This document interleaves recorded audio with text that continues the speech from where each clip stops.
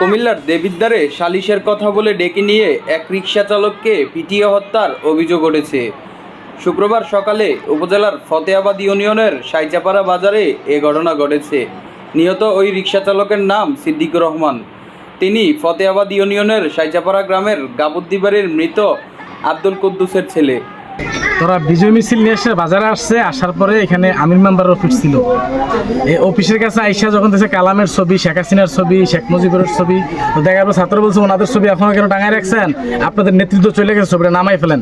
ছাত্ররা খুব শালীনতার সাথে বলছে, তখন ওই মেম্বার খুব প্রভাব খাটানোর চেষ্টা করছে ছাত্রদের সাথে, ছবি নামাই। এক পর্যায়ে গিয়ে আপনার ছাত্ররা ছবিটা নামাই ফেলে তো নামাই ফেলার পর তখন মেম্বার ছাত্র ওই মুহূর্তে ঠেট দিচ্ছে তোমাদের, এটা আমি দেখলাম। এ ঘটনায় নিহত সিদ্দিকুরের বাড়ির আরও 25 জন আহত হয়েছেন। আহতদের মধ্যে 20 জনই কুমিল্লা মেডিকেল কলেজ হাসপাতালে চিকিৎসাধীন রয়েছেন বলে জানিয়েছেন আহতদের পরিবার। গতকালকে আমার ছোট ভাই কলেজে গেছে, আসার সময় ওরে দৌড়ে মাইরে দিছে।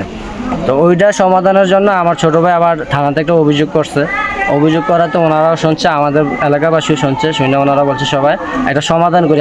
আমাদের মুরব্বীরা সমাধানের জন্য যাওয়াতে ওনারা সন্ত্রাস বিভিন্ন ধরনের দেশীয় অস্ত্র নিয়ে আসা আমাদের মুরব্বীরার উপরে এই অত্যাচার করছে।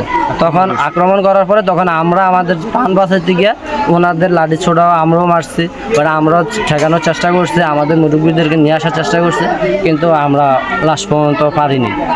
এ বিষয়ে জানতে অভিযুক্ত আমির মেম্বার ও জহিরের মোবাইলে ফোন কল দিলে তাদের মোবাইল বন্ধ পাওয়া গেছে।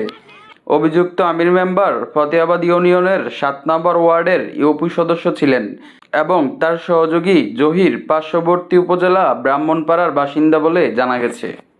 আমার ভাইয়ের শত্রু বানাইছে, আমার ভাইয়ের শত্রু বানাইছে, আমার ভাইয়ের শত্রু বানাইছে পাবলিকে।